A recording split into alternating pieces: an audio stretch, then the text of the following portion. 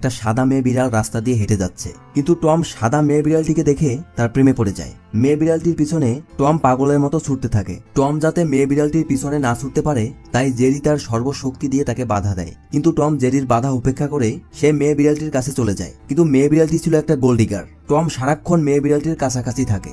মেয়ে বিড়ালটিকে খুশি করার জন্য সে সবকিছু করার চেষ্টা করে।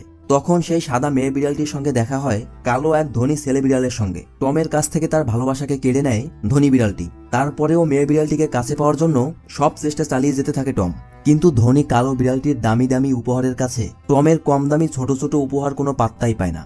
মেয়ে বিড়ালটিকে পাওয়ার মোহে নিজেকে 20 বছরের জন্য দাসত্বে বিক্রি করে দেয় টম। কিন্তু এবারও টম কালো ধনী বিড়ালটির কাছে হেরে যায়। ধনী বিড়ালটি টমের থেকেও আরো বেশি দামি গাড়ি উপহার দেয়। তারপর দেখা যায় গোল্ড ডিগার সাদা মেয়ে বিড়ালটি কালো ধনী বিড়ালটিকে বিয়ে করেছে। এটা দেখে টম বিষণ্ণতায় ভেঙে পড়ে। দৃশ্যে দেখানো হয় টমের জীবনে নেমে এসেছে ভয়ানক দুর্দশা।